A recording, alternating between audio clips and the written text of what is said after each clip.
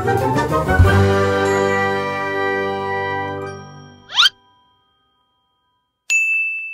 ya kalau misalnya gue ditanya, apa sih perbedaan paling mendasar antara CS, Computer Science, sama IS, Information System di NUS ini? Ya balik lagi ke jawaban gue yang tadi, bahwasanya di CS itu lebih fokusnya ke riset-riset gitu. Mereka tuh bener-bener pelajari, fokusnya tuh pelajari software dengan lebih mendetail. Ya apa aja sih sistem operasi dan segala macam. Pokoknya berbau dengan software lah. Bahkan ada sedikit menyentuh hardware. Misalnya kayak ketika kalian buat operating system, kan itu pasti gimana software gue ini komunikasi dengan hardware gue, sehingga mereka juga bakal sentuh sedikit tentang hardware gitu, walaupun gak mendetail. Yang lebih fokus ke hardware itu entar ada lagi yang namanya computer engineering, itu di fakultas teknik setahu gue. Tapi kalau di computer science fokusnya tuh pelajari software, perangkat lunak secara mendetail banget. Sementara kalau information system, kita ini lebih fokus ke implementasinya, bisa dibilang secara sederhana itu kita fokusnya ke implementasinya. Sekarang udah ada teknologi apa nih? Oh, ada platform ini, oh ada framework ini, oh ada penemuan ini, misalnya suatu teknologi baru lah secara perangkat lunak gitu, kita melihat, oh bagus nih, lalu gue pelajari itu, lalu gue ambil dan gue implementasikan misalnya di ada suatu project gitu. Misalnya kita ada klien nih, mereka perlu kita buat suatu server atau kita perlu buat suatu website lah, apapun itulah. Dan kebetulan masalah yang perusahaan atau klien kita hadapi ini bisa terbantu banget dengan framework tersebut, framework baru tersebut. Nah, tugas kita tuh ya kita ngambil framework tersebut, kita pelajari, kita pakai framework tersebut, masukkan ke aplikasi kita, habis itu ya kita buat aplikasinya tersebut, habis itu kita kasih ke klien. Nah, jadi seperti yang kalian bisa lihat, kalau di CS itu fokusnya itu lebih ke riset, kalau di AS itu fokusnya lebih ke implementasinya. Kurang lebih seperti itu. Dan bisa dilihat ya, kalau misalnya kalian lihat dari silabus NUS sama NUS antara Com Science dan Information System itu, kalian bisa melihat di CS itu belajarnya itu juga lebih banyak mata kuliah seperti matematika mereka lebih banyak. Lalu misalnya juga ada mata kuliah untuk algoritma, itu ada 2 tingkat, ada 2 level. Nah, sementara kalau di IS, mata kuliah untuk matematika itu lebih sedikit, dan mata kuliah untuk algoritma itu cuma yang level 1 doang, yang level 2 enggak. Kenapa begitu? Ya balik lagi ke penjelasan gue yang tadi, CS itu lebih fokus ke riset. That's why mereka tuh perlu pelajari lebih banyak tentang hal tersebut. Matematikanya itu harus lebih kuat, algoritmanya itu juga harus lebih kuat, lebih banyak lah pemahamannya itu ke sana. Sementara kalau di IS, kalian bisa lihat, oh fokusnya itu kan lebih ke implementasi, dan juga ntar juga kita bakal menyentuh tentang gimana sih kita manage suatu project gitu. Sehingga kalau misalnya kalian lihat modul-modul untuk tingkat 4 atau tingkat 3 gitu, kira-kira semester 5, 6, 7, 8 gitu, kalau modul CS itu mereka bakal lebih high-tech lagi, beneran belajar teknologi-teknologi yang canggih-canggih yang baru gitu. Sementara kalau di IS udah lebih fokus ke gimana sih manajemennya gitu, gimana sih ketika kita ada project, gimana kita harus bagi waktunya, gimana kita pakai framework apa, gimana kita cara membagi tugasnya, atau mungkin juga ada bakal group project seperti itu, dimana kita buat aplikasi untuk klien dan segala macam. So fokusnya itu udah bakal sedikit berbeda kelihatannya itu udah bakal di ketika tahun ketiga dan tahun keempat itu udah lebih signifikan sih perbedaannya. Sementara ketika tahun pertama dan kedua masih kebanyakan sama-sama aja gitu, mirip-mirip aja, karena masih belajar basicnya gitu, belajar basic dari coding dan segala macam. Dan seperti yang modul algoritma tadi, di IS itu kan kita belajarnya level 1 doang. Apakah udah cukup? Ya, itu sebenarnya untuk pelajaran algoritma, data struktur dan algoritma yang tingkat 1 itu udah menurut gue cukup banget sih kalau misalnya kita pengen jadi software developer aja. Dan bisa dibilang secara umum ya, mayoritas dari kerjaan software developer itu, kalau misalnya kita udah kuasai yang tingkat 1 dari apa yang kita pelajari di data, struktur data dan algoritma, mata kuliah tersebut yang tingkat 1-nya gitu, udah cukup banget gitu untuk software developer atau programmer pada umumnya. Karena at the end of the day kan kita juga ketika jadi software developer atau programmer, kita buat aplikasi yang tanda kutip biasa-biasa aja, bukan gak harus, karena kan gak tiap aplikasi dong perlu AI, gak tiap aplikasi dong perlu misalnya machine learning, gak tiap aplikasi itu perlu yang rumit-rumit seperti itu. Atau bahkan ketika kita perlu teknologi yang canggih-canggih seperti itu, sering banget kita juga bukan orang yang membuatnya itu dari scratch. We are not making it from scratch. Kita bukan membuatnya itu dari nol gitu. Sering banget udah bakal ada lagi perusahaan-perusahaan lain yang udah menyediakan hal tersebut. Bisa itu dalam bentuk aplikasi lain atau library lain. Mungkin bagi yang udah familiar dengan coding-coding, ya you can use it as a library gitu. Jadi sebenarnya banyak banget itu kita develop lagi secara dari kita sendiri gitu. Udah ada orang-orang develop sehingga orang lain tuh bisa tinggal pakai doang. That's why secara umum untuk jadi programmer atau software developer itu, apa yang kita pelajari di mata kuliah struktur data dan algoritma yang level 1 itu, tingkat 1 itu udah cukup banget.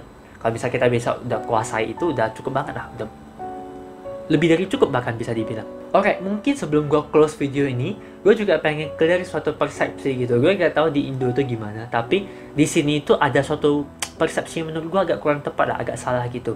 Dimana orang-orang yang ngambil jurusan IS itu, gak semuanya sih ya, gak semuanya seperti itu, tapi banyak yang ngambil jurusan IS, itu dia dengan asumsi itu dia pengen belajar, atau dia pengen kuliah di fakultas komputer, tapi gak pengen coding. Habis itu dia ngambilnya ke IS, karena dikiranya itu ya, ini tuh bisnis dan komputer. Nah, menurut gue ini persepsi yang salah banget. Kalau kalian mau kuliah information system, yes, ada kita bakal menentu tentang hal-hal yang berbau dengan bisnis. Misalnya kayak tadi, yang manajemennya itu, bagian-bagian tentang manajemennya itu udah mirip ke bisnis, dan itu udah jarang banget lah kita perlu coding untuk mata kuliah tersebut. Tetapi, ketika kita kuliah jurusan information system, kita juga wajib bisa coding. Jadi, kita tuh nggak boleh yang datang itu cuman, oh, gue pengennya tuh kuliah fakultas komputer, biar keren aja gitu, gue fakultas komputer, tapi gue gak mau belajar coding. Gak ada sih hal-hal seperti itu, tuh persepsi yang salah banget. Jujur aja bahkan gue lumayan benci dengan hal-hal seperti itu, karena mungkin ini sedikit curhat ya, karena kadang ketika group project, kalau misalnya ada coding, dan ternyata orang yang gak suka coding gitu, tapi mereka kuliah jurusan IS, itu jadinya beban banget gitu kan. So, menurut gue, kembali lagi pengen gue tekankan, kuliah jurusan information system itu bukan bagi yang nggak mau belajar coding, melainkan bagi yang mau belajar coding tapi nggak gitu tertarik ke bagian-bagian yang riset-risetnya gitu, misalnya artificial intelligence, machine learning, hal-hal seperti itu yang benar-benar udah pelajarannya itu detail banget, kita harus riset banget hal-hal baru gitu. Nah, tapi IS itu cocoknya itu bagi orang-orang yang masih seneng coding, tapi kita tuh lebih pengen ke implementasinya gitu. Misalnya sekarang ada suatu perusahaan, mereka ada pembukuan gitu, atau apapun itulah, misalnya perlu suatu sistem untuk bantu mereka nge-track stok mereka gitu, atau nge-track karyawan mereka gitu, misalnya sistem kalender atau sistem absensi gitu. Nah, di sini kita kalau misalnya kuliah jurusan IS, kita tuh inilah yang kita pelajari. Oh, kita bisa lihat apa sih kebutuhan bisnis mereka. Habis itu kita buat nih aplikasinya untuk menyelesaikan masalah dari bisnis tersebut. Atau bukan harus menyelesaikan masalah. Terkadang kita bisa buat aplikasi untuk membantu sehingga bisnis mereka tuh dapat berjalan lebih lancar lagi. Karena bagi yang misalnya mau belajar tentang computing tapi gak mau coding, cuma mau bisnisnya doang, menurut gue mending lu ngambil bisnisnya aja gitu.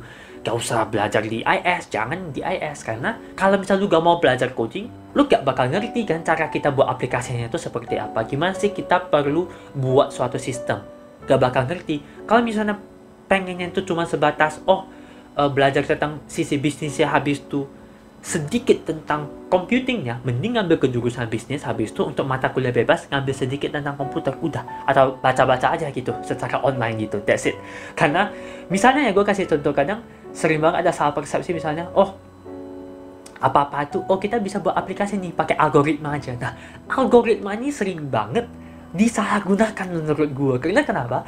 Karena algoritma tuh bukan kayak magic gitu, lu perlu mengerti gimana sih cara kita bisa menemukan algoritma tersebut. Apa sih cara kerja algoritma tersebut? Atau apa sih cara kerja aplikasi ini? Gimana sih kita bisa membuat sistem ini berjalan dengan baik? Apa aja kekurangannya dan sebagainya itu. Dan untuk kita bisa memahami hal tersebut, kita harus bisa nih belajar coding. Kita harus bisa atau paham tentang codingnya itu. Kalau kita sama sekali gak suka dan gak mau belajar tentang coding, gak bakal bisa kita mengerti tentang hal tersebut. Mungkin pemahaman kalian juga gak bakal beda dengan orang-orang yang nggak belajar komputer. Jadi, apa gunanya masuk ke information system? Itu sih menurut gua. So, that's why, ketika kita mau belajar information system, itu cocok banget bagi yang seneng belajar coding dan pengen nih aplikasinya itu gimana, pengaplikasinya, implementasinya itu gimana.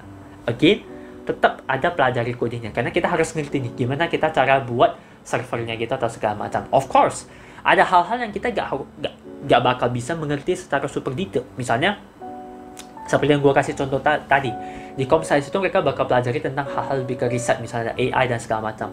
Ketika kita mau buat suatu aplikasi dan kita perlu menggunakan suatu teknologi baru yang canggih banget, seperti yang gue bilang tadi kan, kadang kita bisa memakai service atau produk dari perusahaan lain yang udah membuat produk tersebut, kita tinggal pakai aja, kita integrasikan ke sistem kita atau aplikasi kita. Nah, it's okay ketika kita gak bisa ngerti secara detail hal tersebut, karena kan itu udah mendetail banget riset-risetnya. Tapi, paling gak itu kita bisa ngerti gimana kita cara integrasikan hal ini dengan aplikasi kita. Itu bukan cuman kayak, mungkin secara verbal, secara ngomong gampang, ya udah kita gabung aja. Tapi ketika kita gabung itu kan banyak hal yang perlu kita consider gitu, atau perlu kita pertimbangkan. Servernya itu apa, frameworknya itu apa, bahasa pemrogramannya itu apa, kita perlu berapa orang untuk buat codingnya dan segala macam. Itu semua kan perlu pemahaman tentang yang mendetail gitu, cara membuatnya gitu. Dan gimana kita bisa tahu, ya kita cuman bisa tahu kalau kita memang belajar coding, kita udah belajar pemrograman itu seperti apa, kita udah buat project-project coding gitu. So only then we can know. So that's why gue pengen tekankan banget, bagi yang kuliah IS itu bukan bagi orang yang mau kuliah fakultas komputer tapi gak mau coding. Menurut gue, sama kalian tuh mau kuliah di fakultas komputer, pasti ada codingnya, gak mungkin gak ada codingnya. So that's my point. Itu yang pengen gue tekankan gitu. Kalau misalkan benci coding, menurut gue sih ya gak cocok untuk kuliah di fakultas komputer. Intinya seperti itu. Unless lu memang udah, walaupun lu gak suka, tapi lu udah tahu fakultas komputer seperti apa dan ekspektasi lu memang harus seperti itu, you okay with it, you want to deal with it. Misalnya kalian milih jurusan komputer karena prospek kerjanya bagus. So as long as lu itu bisa menerima faktanya bahwa kalian itu harus belajar coding dan lu bakal belajar coding, so that's fine. Jangan bisa tiba-tiba datang habis itu kayak, aku gak suka coding segala macam jadinya. It will be really bad, I would say. So okay. So itu sih yang pengen gue tekankan, sedikit disclaimer gitu. So moga-moga udah bisa kasih sedikit gambaran gitu tentang perbedaan Com Science dan Information System. Of course masih ada banyak jurusan-jurusan lain, tapi umumnya itu orang-orang itu bisa membedakan lebih gampang gitu. Misalnya contohnya kayak Information Security. Nah, orang-orang tuh udah bisa langsung bedakan, misalnya Com Science dan Information Security itu bedanya apa. Oh, kalau InfoSec itu mereka lebih fokus ke Cyber Security. Misalnya mencegah komputer kita kena hack atau wifi router kita kena hack dan lain sebagainya, itu lebih jelas. Tapi kadang banyak nih orang-orang yang gak ngerti tentang perbedaan antara Com Science dan Information System. Jujur aja gue di awal tuh sempat dilema juga. So hopefully dengan penjelasan gue di video ini udah bisa menjelaskan perbedaan antara Com Science dan Information System, dan moga-moga udah bisa bermanfaat dan udah bisa kasih gambaran lah, sehingga ketika kalian tertarik untuk kuliah di salah satu jurusan ini, bisa membuat keputusan kalian dengan lebih baik lagi. Again, satu hal yang pengen gue ingatkan sekali lagi, di setiap universitas itu kemungkinan besar jurusan information systemnya itu berbeda, ada sedikit berbeda gitu. Jadi untuk pastinya, pastikan lagi kalian cek langsung di website universitas yang kalian pengen daftar itu, yang tujuan anda lah, universitas tujuan kalian gitu. So make sure to check that out. Okay, so I guess that's about it. Moga-moga udah bisa bermanfaat. Sorry banget kalau misalnya penjelasan gue masih belibet, dan sampai jumpa lagi di video-video berikutnya. See ya.